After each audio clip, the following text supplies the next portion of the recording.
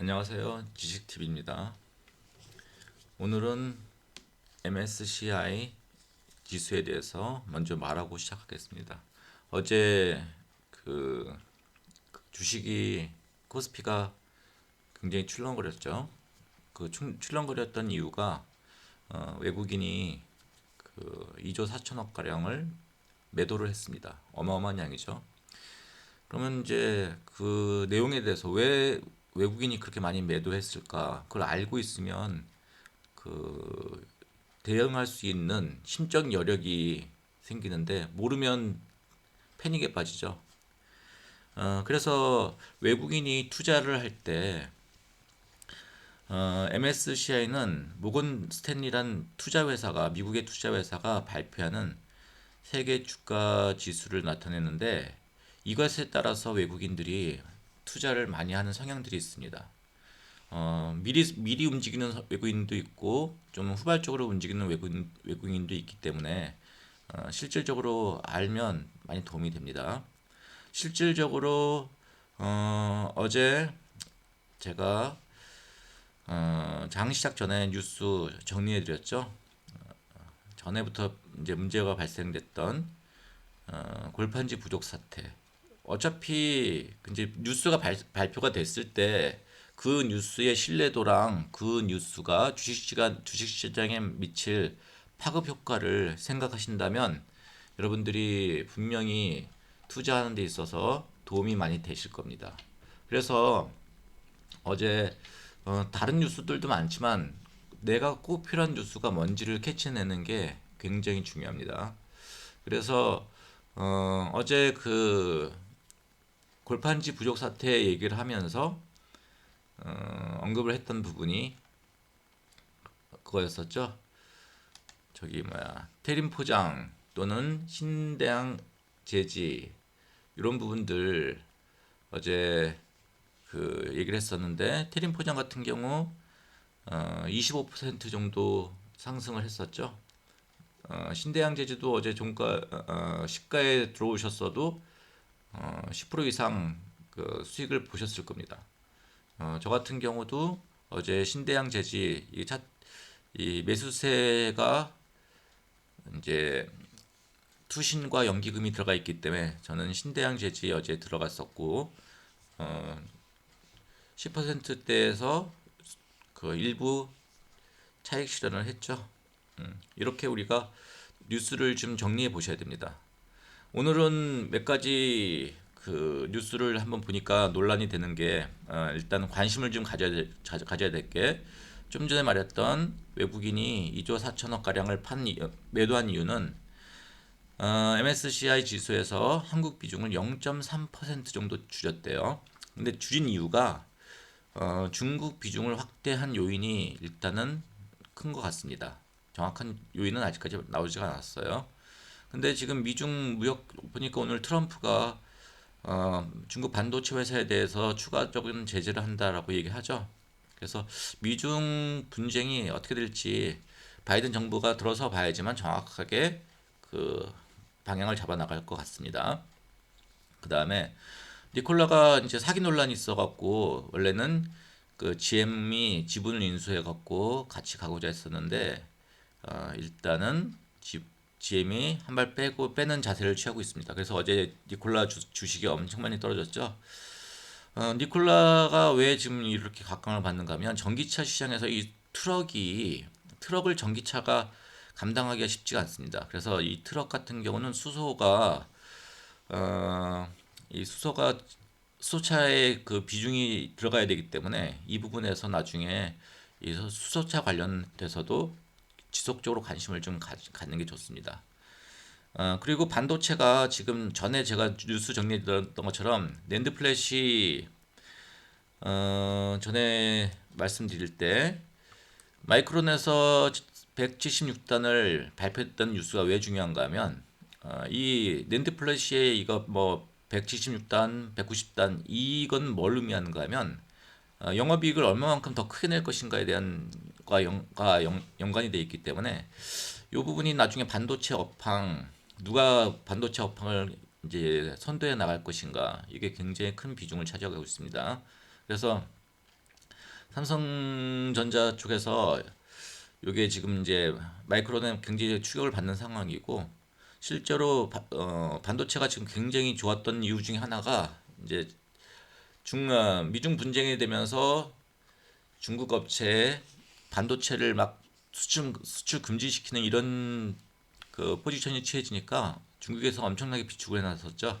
그래서 지금 그 비축분이 지금 충분히 확보된 상태라는 이제 얘기가 있어요. 그래서 그게 반도체를 내년 업황이 과연 어떻게 될 것인가 뭔가 긍정적으로만 보이지는 않습니다. 원래는 반도체가 이 사이클이 내년 상반기까지는 쭉 지속된다. 이게 이제 반도체 사이클 업체인데 이런 변수들이 있어서 나오는 뉴스를 좀 더 관심을 가지고 보는 게 좋을 것 같습니다.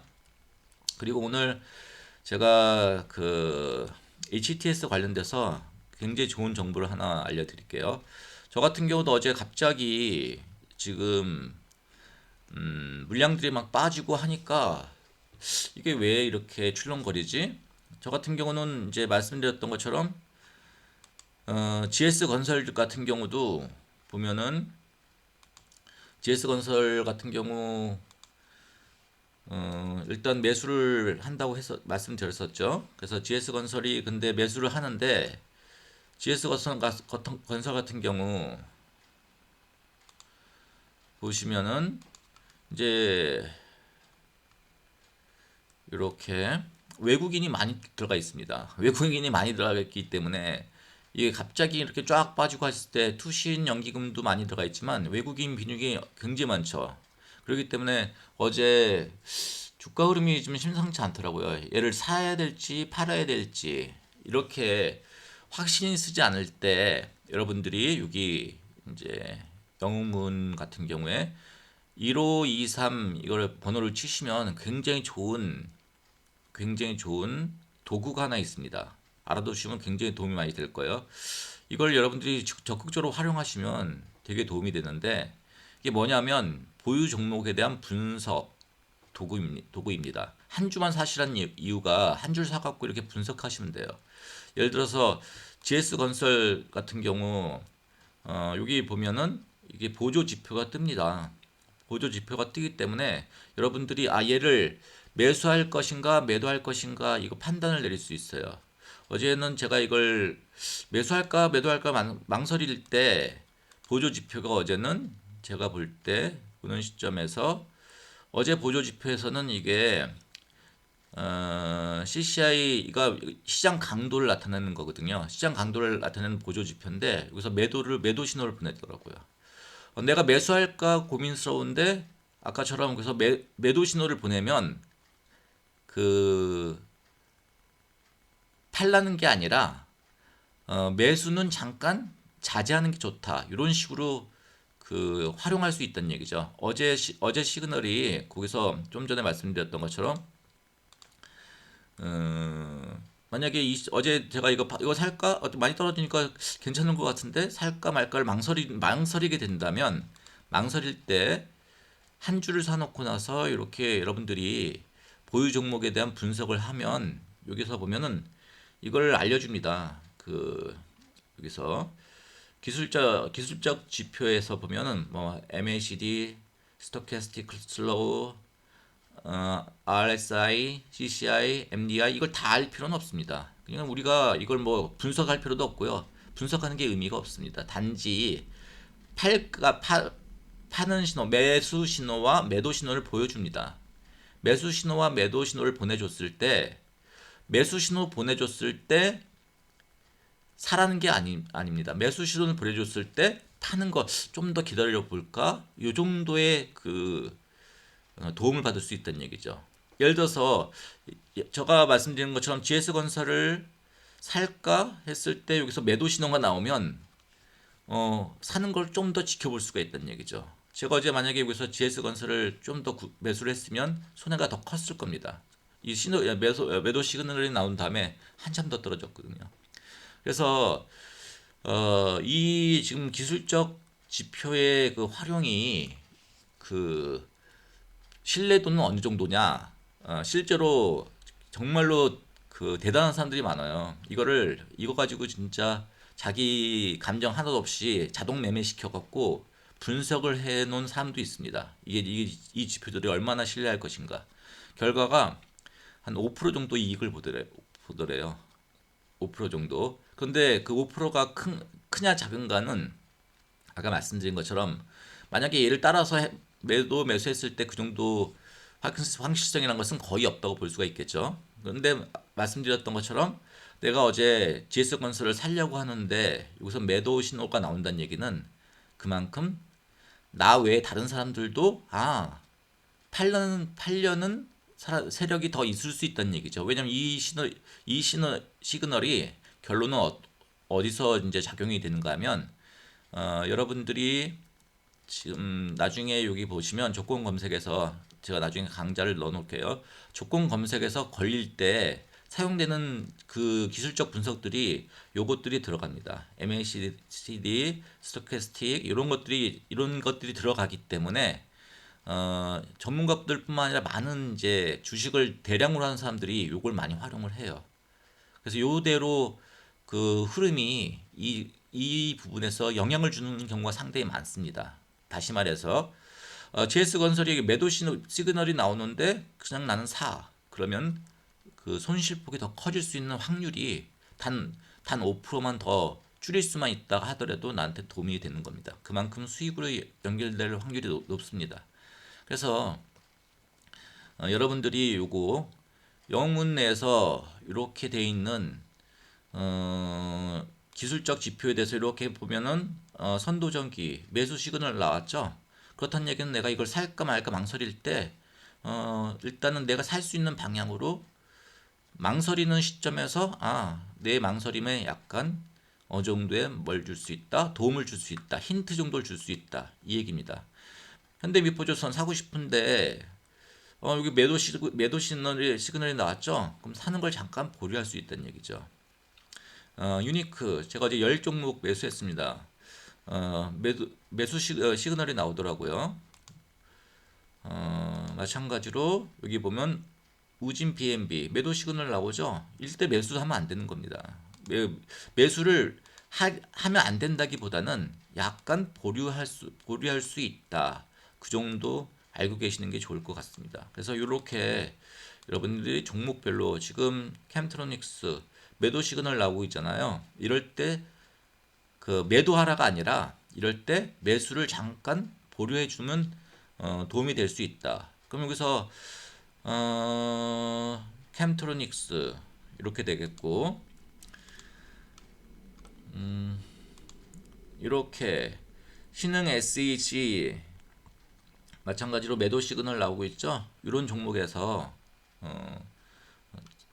매수하기 전에 한 번쯤 여러분들이 이렇게 활용하면 도움이 될 겁니다. 그래서 전에 말씀드린 것처럼 관심이 가는 종목에 대해서 한 주 정도를 일단 관찰 매수를 보내고 난 다음에 이런 식으로 보유 종목에 대해서 추가 매수를 이어나갈 때 어떤 종목들을 추가 매수할 것인지 이렇게 선택을 하시면 많이 도움이 될 것 같습니다.